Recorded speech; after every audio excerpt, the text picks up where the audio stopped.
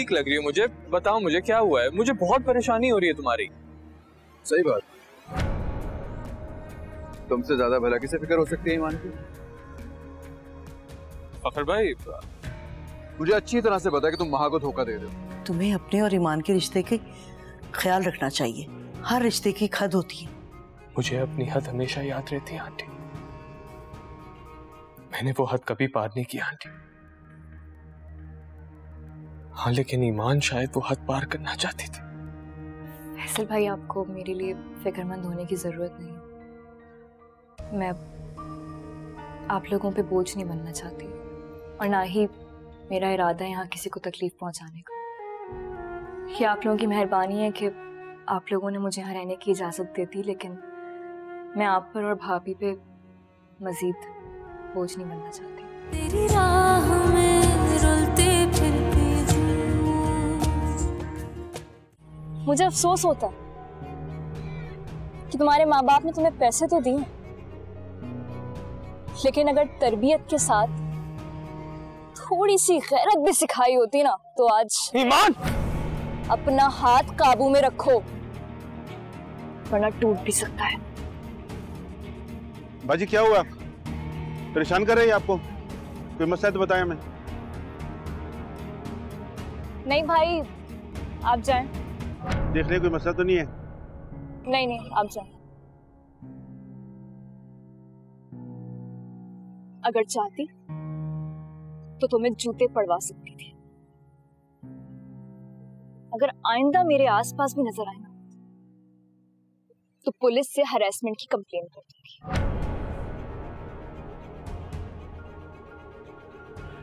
दादू का कत्ल तो साबित नहीं करूंगी, लेकिन हाँ, रास्ते में लड़कियों को छेड़ने के जुर्म में अंदर जरूर करवा दूंगी।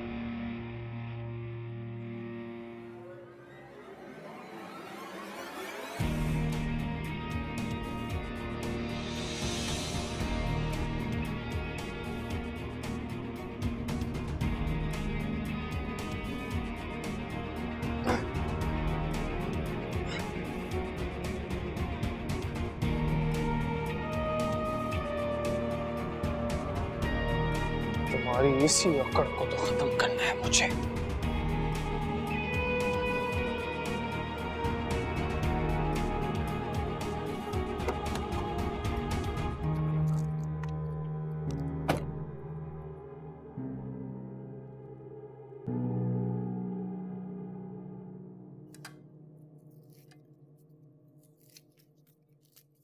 नौकरी मिल गई तुम्हें?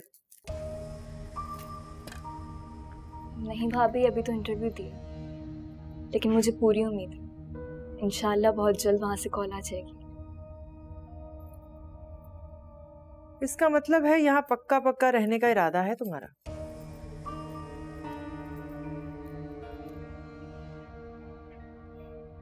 आप बेफिक्र हो जाओ, जैसे ही मेरी जॉब का अरेंजमेंट हो जाएगा, मैं अपने लिए कोई छोटी मोटी जगह भी अरेंज कर दूंगी।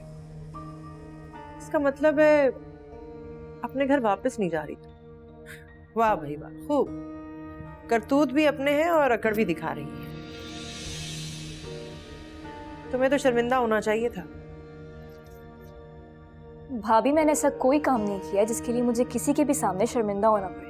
ये तो तुम कह रही हो ना, मगर तुम्हारी सास ने तो कुछ और ही कहा है तुम्हारे भाई से। अच्छा ये बताओ, इस स्कूल की नौकरी में गुजारा हो जाएगा क्या तुम्हारा? भाई तुम्हें तो अच्छा खाने और अच्छा पहनने की आदत हो गई होगी अब। इंसान के इख्तियार में होता है अपनी जरूरियात को महदूद करना, और किसी का हक खाने से बेहतर है कि अपनी महदूद कमाई में ही गुजारा कर लिया जाए।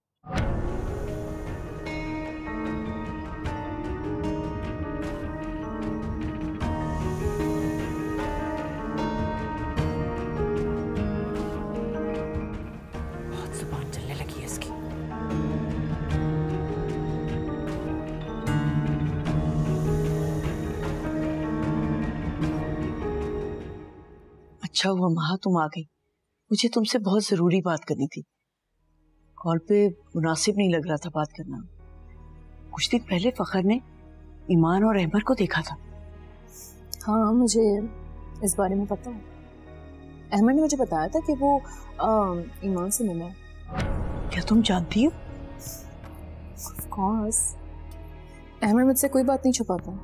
फखर बहुत गुस्से में है। वो कह रहा था कि अहमद हम सबसे झूठ बोल रहे हैं। अच्छा, तो उनका अपनी उस बीवी ईमान के बारे में क्या ख्याल है? उनको ईमान का झूठ क्यों नहीं दिखाई देता? वो फखर भाई की आंखों में धूल झोंक रही है, लेकिन उन्हें सिर्फ अहमद नजर आता है। बाहर पब्लिक प्लेस पर इतनी इंसल्ट कर दी उसकी। मैं तो कहती हूँ अपनी उस बीवी को ना 2 थप्पड़ मारने चाहिए थे। भाई को चीट करके भी इतनी डटाई से बात करी थी वो, और सारा का सारा इल्जाम बेचारे अहमद पे डाल दिया। आखिर अहमद आज तक ईमान के कॉन्ट्रैक्ट में क्यों है? मॉम, ये आपका प्रॉब्लम नहीं है। Let me handle it myself. आप फखर भाई की फिक्र करें, बेहतर ये होगा कि वो यूं ईमान के फरेब में फिर से ना पड़ें।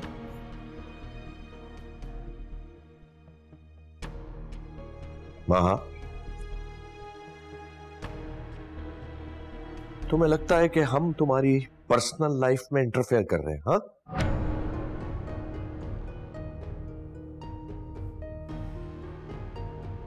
नहीं डैड, मेरा ऐसा कोई मतलब नहीं था।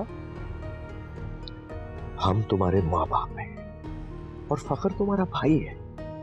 अगर हम तुम्हारे शौहर को ईमान के अलावा किसी और लड़की के साथ देखेंगे तो यह हमारा कंसर्न होगा। डैड, आप मुझे एक बात बताएं कि आपने अहमद को ईमान के अलावा कभी लाइफ में किसी और लड़की के साथ देखा है? तो ईमान ने तो देखा था ना उसे। ईमान, उसका झूठ तो उसी वक्त पकड़ा गया था। डैड, अहमद ऐसा बिल्कुल नहीं है। ये तो ईमान है जो हम दोनों के बीच में मिसअंडरस्टैंडिंग क्रिएट करके मुझे और अहमद को बस अलग कर देना चाहती है और कुछ नहीं। फिर भी मैं नहीं चाहूंगा कि इन हालात में तुम अहमद पर अंधा एतमाद करो, राइट? बेहतर होगा तुम कोई मुनासिब फैसला करो ताकि। और मैं अगर आपकी बात ना मानूं तो? ठीक है, इस मामले में जो भी कॉन्सिक्वेंसेस होंगे तुम्हें खुद फेस करने होंगे। हम में से कोई तुम्हारा साथ नहीं देगा। बख्तियार, फाइन।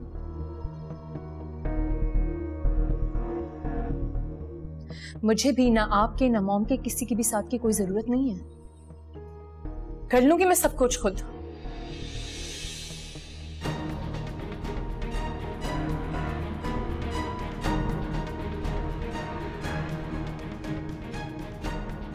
महा रुको बेटा। महा,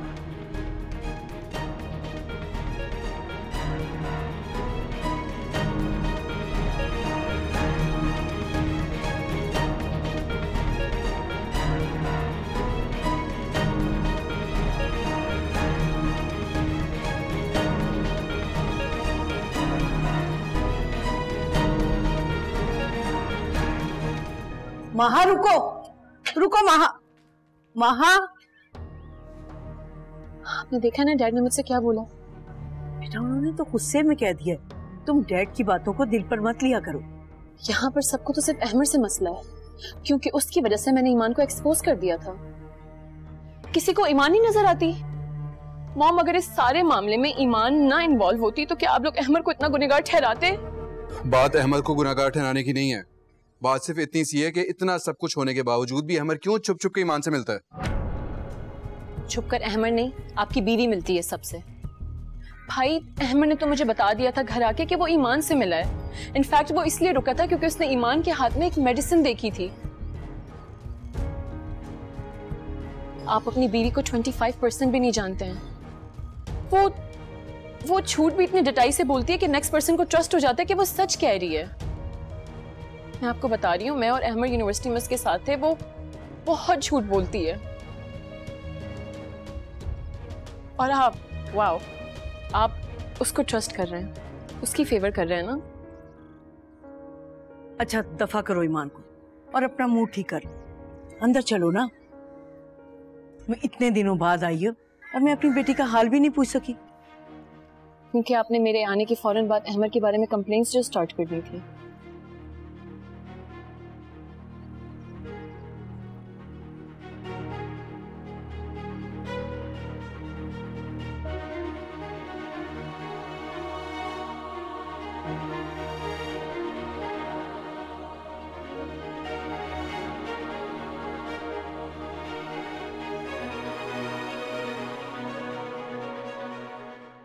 जी दानियाल भाई। जी वो बताया था ना आपको कि जॉब इंटरव्यू के लिए जाना है। क्या? ऐसा कैसे हो सकता है? लेकिन अच्छा, मैं आते हैं फैसल भाई तो मैं उनसे पूछ के बताती हूँ। जी ठीक है, अल्लाह हाफिज़।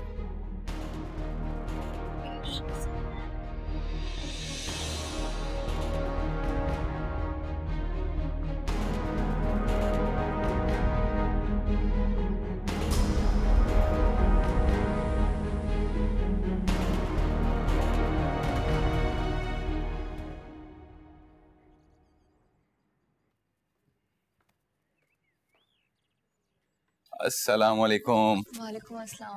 कैसी तबीयत? अब ठीक हूँ मैं। ये समिया कहाँ है?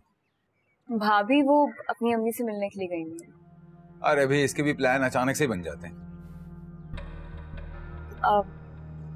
फैसल भाई जरूरी बात करनी है आपसे। हाँ बोलो, सब खैरियत तो है ना? समिया ने तो कुछ नहीं कहा? नहीं, भाभी ने कुछ नहीं कहा। वो लेकिन वो जो चेक आपने मुझे लाकर दिया था ना, वो गुम हो गया। गुम हो गया? क्या मतलब? घर से कोई चीज कैसे गायब हो सकती है? पता नहीं, मैंने उस रात दराज में रखा था और जब सुबह आपको देने के लिए निकाला तो था ही नहीं वहां पर। तो कहीं और रख के भूल गई होगी बेटा। तुमने सारी जगहों पे चेक किया? हर जगह ढूंढ लिया मैंने, नहीं मिल रहा। वो तो कैश का चेक था, कोई भी बासानी उसको कैश करवा सकता है।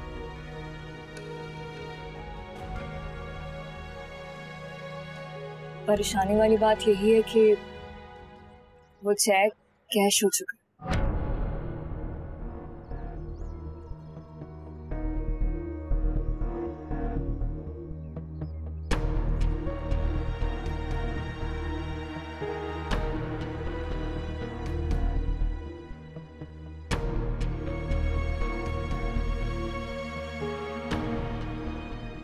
अल्लाह का लाख लाख शुक्र है कि आज मेरी बेटी को मेरा ख्याल आ गया।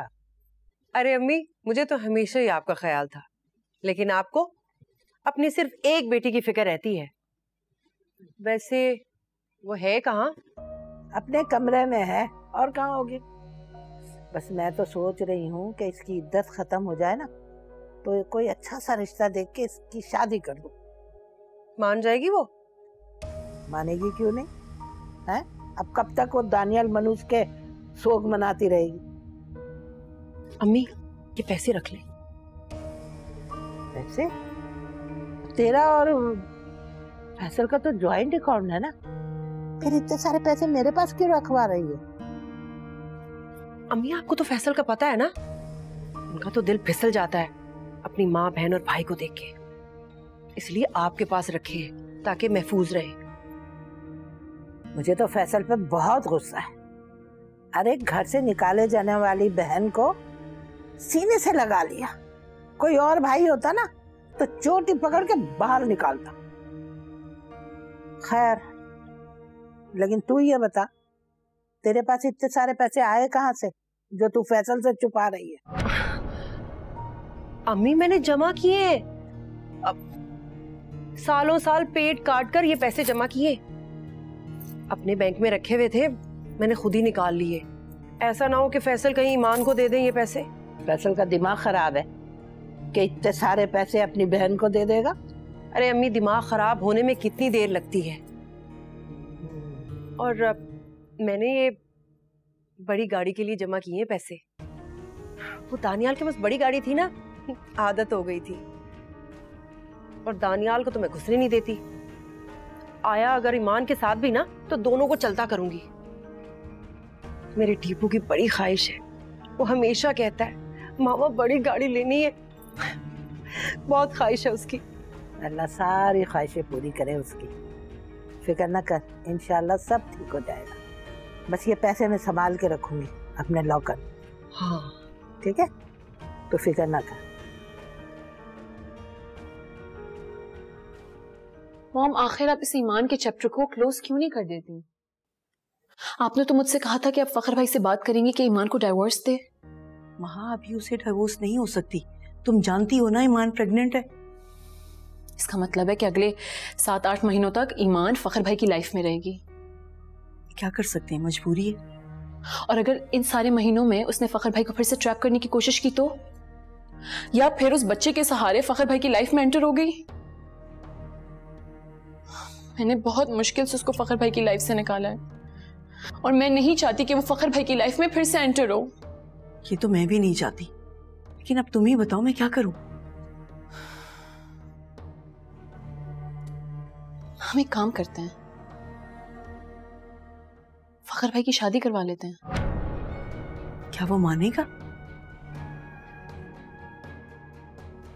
उसे तो खाने पीने का होश नहीं है। सुबह जब आंख खुलती है ना तो ऑफिस चला जाता है और रात गए तक वापस आता है। अब तो उसने स्मोकिंग भी शुरू कर दी है। सारी जिंदगी उसने सिगरेट को हाथ नहीं लगाया। कोई बात नहीं, स्मोकिंग वो छोड़ देंगे। आपको वो मिनाल याद है, इजाज भाई की बेटी? हाँ, मैं उस दिन उस रेस्टोरेंट में उससे मिली थी। आप एक काम करें कि फखर भाई की शादी ना उससे कर दें। और अगर आप फखर भाई को प्रेशराइज करेंगी, I'm sure वो आपकी बात जरूर मानेंगे। ठीक है।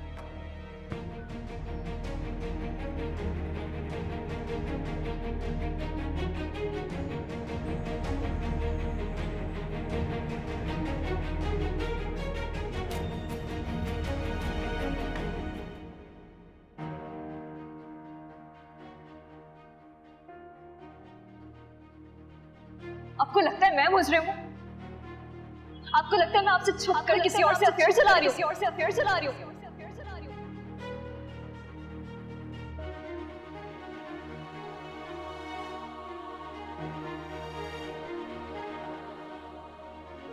और कितने सबूत देने होंगे मुझे पता? कितनी वजाहतें चाहिए आपको बताएं?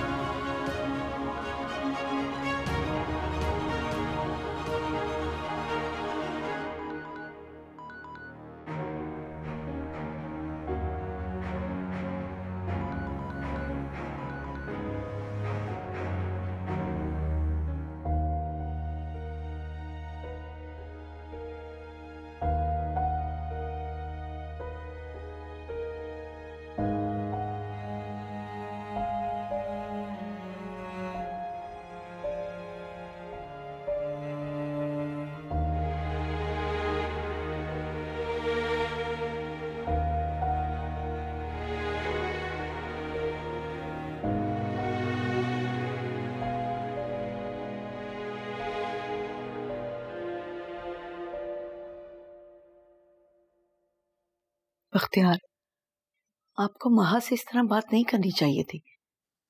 आप जानते हैं आपके लफ्जों से उसे कितना दुख पहुंचा होगा। माँ कब किसी की सुनती है? हाँ, हर वक्त जिद। उसने कभी भी मेरी बात नहीं मानी है। लेकिन आपने भी तो एक ही बात की रट लगा रखी है। क्या रट लगा के रखी है मैंने? मेरी औलाद है, मुझे फिक्र है उसकी। देखें बख्तियार, माहा को पसंद नहीं है कि हम अहमर के बारे में कुछ भी कहें। हो सकता है वो अहमर को एक और मौका देना चाहती हो। और ना, माहा बेवकूफ नहीं है, वो जानती है वो क्या कर रही है। कम से कम वो फखर की तरह अहमक और जज्बाती नहीं है। आपने उसकी हालत देखी है? क्या हाल बना रखा है उसने ईमान के गम में। आज फिर रात का खाना नहीं खाया उसने। ये तो कुछ समझ में नहीं आता, कैसे निकालूं उसको इस टेंशन से। बहरहाल मैंने तो फैसला कर लिया कि मैं फखर की दूसरी शादी करके रहूंगी। नजमा, क्या फखर मान जाएगा? अभी तो उनकी तलाक भी नहीं हुई। बख्तियार, उसे मानना होगा। बहुत कर ली उसने अपनी मनमानी और उसी का नतीजा वो भुगत रहा है। अब मैं उसको उसके हाल पर नहीं छोड़ सकती। अब फखर को वो ही करना होगा जो मैं उससे कहूंगी।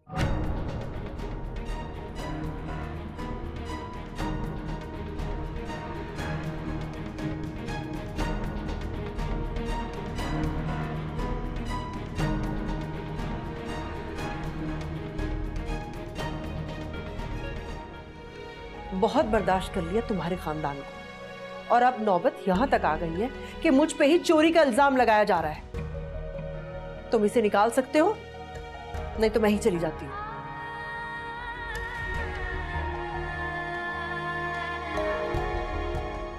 तेरी राह में रुलते फिरती हूँ। सम्या, फखर ने जो ईमान को चेक भिजवाया था, जो मैंने उसको दिया था, पता है कहाँ है? मुझे क्या मालूम, वो तो ईमान के पास होना चाहिए ना। ईमान के पास नहीं है, वो बोल रही है कि उसने ड्रॉर में रखा था, अब वहां पे नहीं है। अरे मेरी बला से मैं क्या जानूं। सम्या, बहुत बड़ी रकम है और चेक कैश हो चुका है भाई। हाँ तो जरूर ईमान ने कैश करवा लिया होगा, आए दिन तो बाहर रहती है और इतना तो खर्चा करती है। अरे नहीं भी, वो तो खुद बहुत परेशान है। दानियाल ने फखर को फोन किया कि वो चेक कैंसिल करवा दे, तो पता चला कि चेक कैश हो चुका है। कहीं तुम्हारे कहने का ये मतलब तो नहीं है कि मैंने वो चोरी का इल्जाम लगा रहे हो मुझ पे? सम्या, कैसी बातें कर रही हो तुम? ऐसी ही बात है, तुम ये घटिया चोरी का इल्जाम मुझ पे लगा रहे हो, वो भी अपनी बहन के कहने पर। अरे भाई, मैं तुम पर इल्जाम नहीं लगा रहा हूं, मैं तुमसे पूछ रहा हूं बस। मुझसे क्यों पूछ रहे हो? जाकर अपनी बहन से क्यों नहीं पूछते? उसी ने कैश करवा लिया होगा। हाँ भाई, उससे क्यों पूछोगे? पूछना होता तो उस दिन क्यों ना पूछते, जिस दिन उसने अपने भाई के दोस्त को फंसा के शादी कर ली। चुप! जानती भी हो कि क्या बोले जा रही हो? ये ऊंची आवाज से मुझे मत डराओ। अगर चिल्लाना है तो जाकर अपनी बहन पर चिल्लाओ, जिसका आशिक दिन में 10 बार कॉल करता है उसे, और तो और गली के चक्कर भी लगाता है, मैंने खुद देखा है। अगर यकीन नहीं आता तो जाकर उसका फोन चेक करो।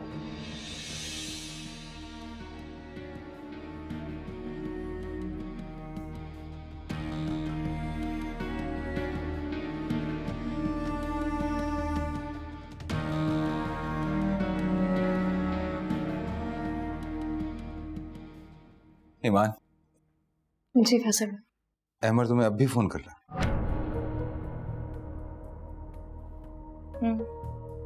करता है, इसीलिए तो अपना फोन ऑफ रखती हूँ। फोन ही नहीं बल्कि मेरा पीछा भी करता है। रास्ते में रुककर कहीं भी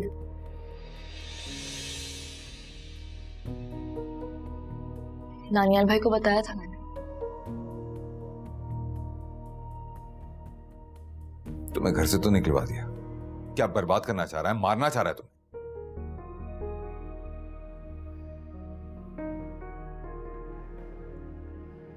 बदला ले रहा है मुझसे,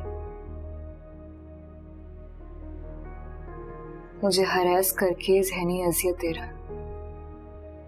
बदला तो तुम हमसे ले रही हो। पहले मेरी बहन का घर बर्बाद किया और फिर मेरी दुश्मन हो गई।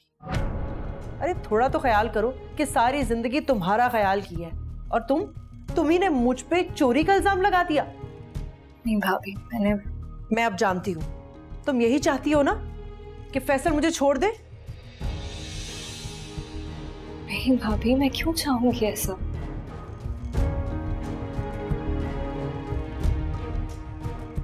फैसल भाई,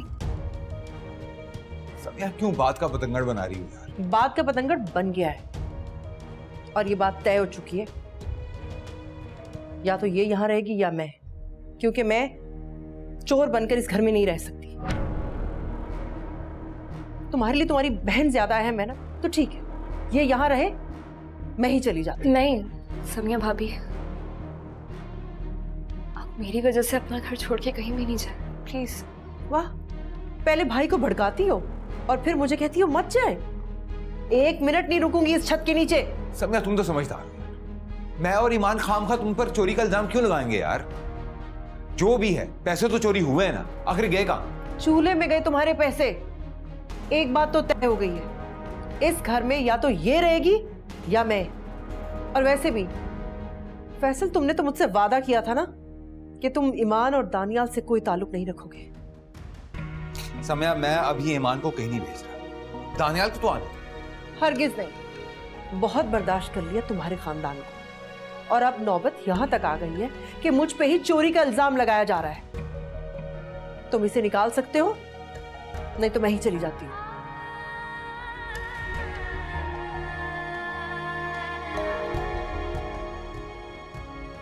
समिया भाभी,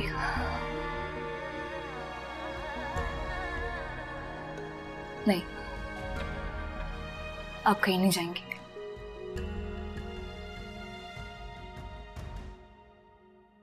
मैं जा रही हूँ। ईमान। फैसल भाई, परेशान नहीं हो, मैं कुछ मैनेज कर लूंगी, आप बिल्कुल परेशान हो। कैसे मैनेज कर लूगी तुम? जब कह रही है मैनेज कर लेगी तो कोई इंतजाम होगा ना उसका, तुम क्यों फिक्र कर रहे हो? लेकिन समिया।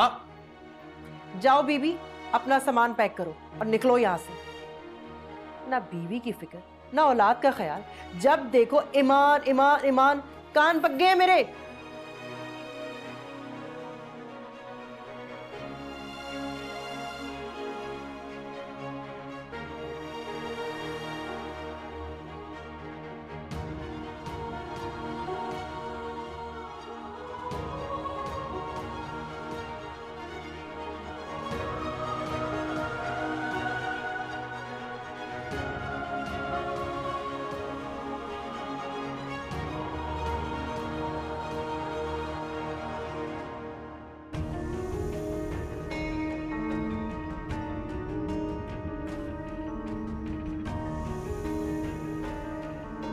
मत जाओ ईमान, रुक जाओ। मेरे लिए बहुत कुछ कर चुके हैं फैसल भाई, मेरी उम्मीद से कहीं ज्यादा। कुछ भी नहीं कर पाया मैं तेरे लिए। अब मैं अपनी वजह से आपको मजीद आजमाइश में नहीं डाल सकती।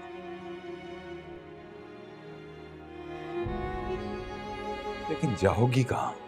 ठिकाना होगा तभी तो झटपट सामान बांध के आ गई। ये मिलना मिलाना बस भी कर दो ईमान, कहीं तुम्हारी फिक्र में तुम्हारे भाई को हार्ट अटैक ही ना हो जाए। तुम लोगों का तो कुछ जाएगा नहीं, नुकसान तो मेरा ही होगा ना। अल्लाह ना करे भाभी, अल्लाह फैसल भाई को लंबी जिंदगी और सेहत दे। आमीन। मैं चलती हूँ फैसल भाई, अपना ख्याल रखिए। तेरी राह में रुलती फिरती हूँ, तेरी राह में रुलती फिरती हूँ, तेरी राह में रुलती फिरती हूँ, तेरी राह में रुलती फिरती हूँ।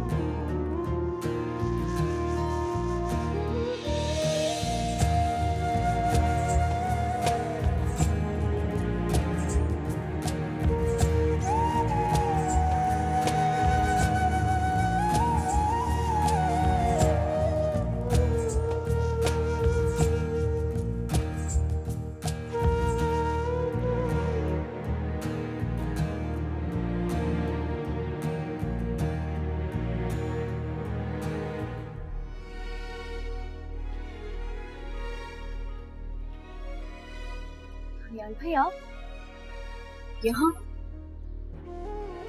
मैं तो अभी आया हूँ, लेकिन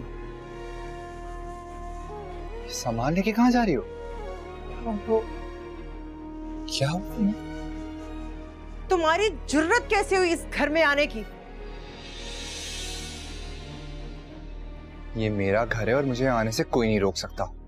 फैसल, अरे देखिए मुझे घर की धमकी दे रहा है। अच्छा किया दानियाल तुम आ गए। ईमान। फैसल तुम इसे निकालते क्यों नहीं हो? जो सलूक इसने फरिया के साथ किया है, इसके बाद तो मैं इसे बर्दाश्त नहीं कर सकती इस घर में। मैंने किसी के साथ कोई ज्यादती या जुल्म नहीं किया है। फरिया ने अम्मी के साथ क्या किया है, ये बात आप बहुत अच्छे से जानती हैं। क्या फरिया ने अम्मी के साथ क्या किया? समझा तुम जान? अरे ये तो इन भाई और बहन का पुराना वतीरा है, जूतियों के साथ आंखों में घुस जाते हैं। अरे अब जानती नहीं है, ये शुरू से ही फरिया को पसंद नहीं करता था, उसको रहना ही नहीं चाहता था। अब छोड़ने के बाद झूठे सच्चे इल्जाम लगा रहा है। अरे अब निकालते हैं वरना। सच क्या है मैं 2 मिनट के अंदर फैसल भाई को बता सकता हूँ, लेकिन मैं यहाँ सिर्फ ईमान से मिलने आया हूँ।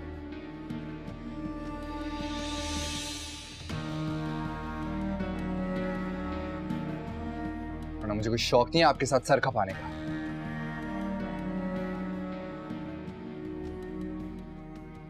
अच्छा हुआ वक्त पे आ गया।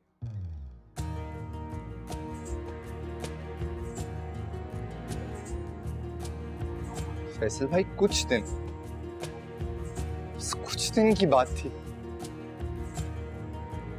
आपको पता है इस वक्त मान को हमारी कितनी जरूरत है, उसके बावजूद आप उसे घर से निकाल रहे। दानियल मैं तो उसको रोक रहा हूँ। मैं कब चाह रहा हूँ ये जाए, ये तो खुद जा रही थी। इस घर में मर्जी तो सिर्फ आपकी बीवी की चलती है ना? हाँ चलती है मेरी मर्जी। खुद पर चोरी का इल्जाम सुनकर मैं अपना मुंह नहीं सी सकती। इस इल्जाम की हकीकत भी बहुत जल्द सामने आ जाएगी, आपको परेशान होने की जरूरत नहीं है। वो चेक बैंक से किसने कैश करवाया था, ये इंफॉर्मेशन निकलवाना नामुमकिन नहीं है।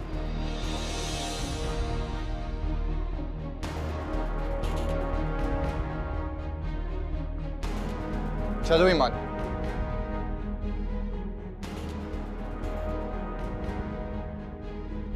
चलो।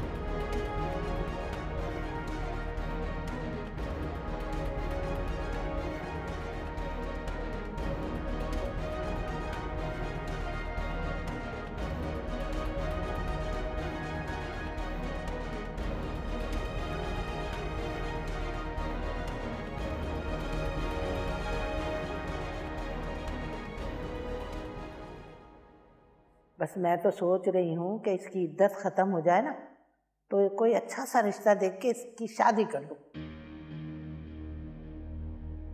मान जाएगी वो? मानेगी क्यों नहीं है?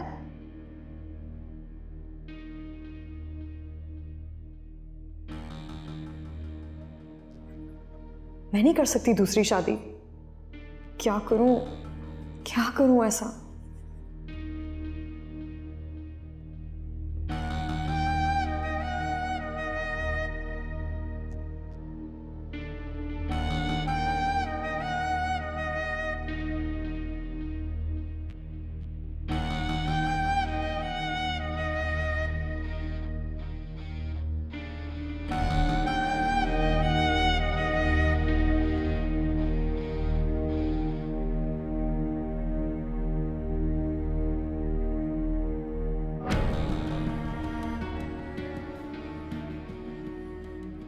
लेकिन तू ये बता, तेरे पास इतने सारे पैसे आए कहाँ से जो तू फैसल से छुपा रही है?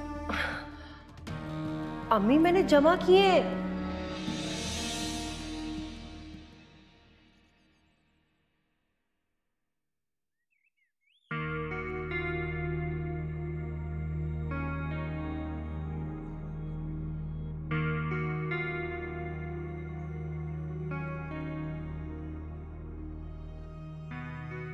फखर, आखिर पता तो चले, आखिर ये सजा दे किसको रहे, ईमान को या फिर हमें? मॉम, ये भी तो हो सकता है ना कि ये सजा सिर्फ और सिर्फ मेरी हो। आखिर किस बात पर? पता भी तो चले। ये तुम्हारा कसूर तो नहीं है कि ईमान का करैक्टर। मॉम प्लीज, बगैर सोचे समझे उसके बारे में ये बात ना कहें आप, क्योंकि हो सकता है जो हमने देखा वो झूठ हो। मैं नहीं मानती, ये सारा ईमान का ही कसूर है। मैं ये बात नहीं मान सकता। फखर, तुम समझ नहीं रहे हो। वो महा की जिंदगी खराब करने के लिए किसी हद तक भी जा सकती है। वो महा से बदला ले रही है। ईमान महा से हसद करती है, ये मैं बहुत अच्छी तरीके से जानती हूँ। और ये भी तो हो सकता है ना कि ये सारा का सारा खेल अहमर खेल रहा हो। तुम्हें अपनी बहन पर यकीन नहीं है? वो बता रही थी ना कि अहमर के अलावा 10 लड़कों से उसकी दोस्ती है। अब पता नहीं ये दोस्ती किस हद तक थी। काश महा मुझे ये सब कुछ पहले खुलकर बता देती, तो मैं तुम्हारी जिद पर कभी भी ये शादी ना करती। बस कर दो, ईमान का शोक बनाना। क्यों हमें अजियत दे रहे हो? खुदा के लिए फकत मैं तुम्हारे आगे हाथ जोड़ती। मॉम, बेटा तुम मेरी औलाद हो, मैं तुम्हें खुश देखना चाहती हूँ। अगर तुम इसी तरह दिन रात उदास रहे ना तो तुम्हारे डैड तो जीते जी मर जाएंगे। मॉम बस भी कर दें, क्यों कर रही हैं ऐसी बातें आप? ठीक है, नहीं करती, लेकिन तुम्हें मुझसे एक वादा करना होगा कि तुम्हें ईमान को भूलना होगा और ये उदासी छोड़ के ना अपनी नई जिंदगी को शुरू करना होगा।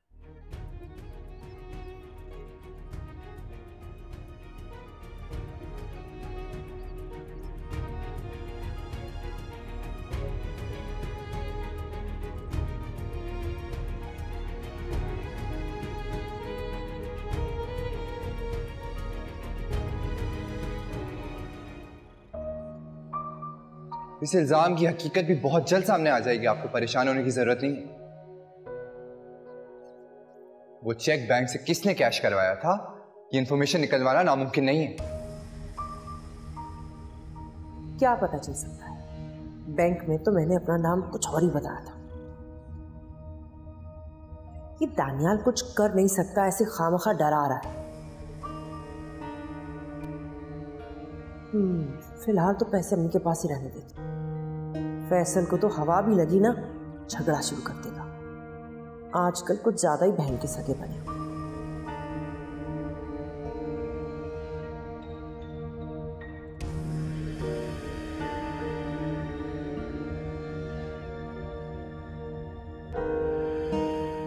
आपने मुझे क्यों नहीं बताया कि आप वापस आने वाले हैं? बताया तो था ईमान, मैं तो 2 दिन बाद आने वाला था। ये सीट मिल गई तो मैं आ गया बस। ये अपार्टमेंट किसका है? मेरा है, इंस्टॉलमेंट्स पे लिया था। वो फरीहा की जिद थी कि अलग घर होना चाहिए, तो जाने से पहले इसकी बुकिंग करा ली थी। लेकिन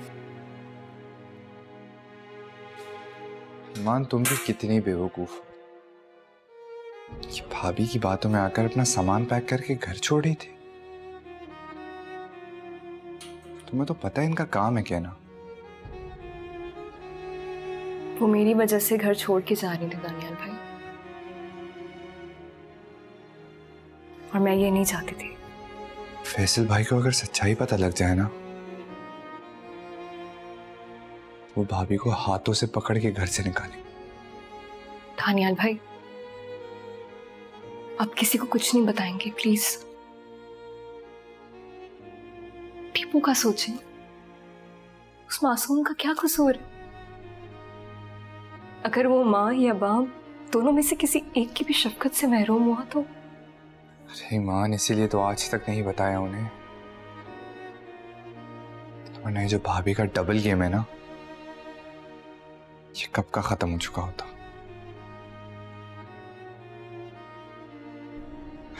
खैर,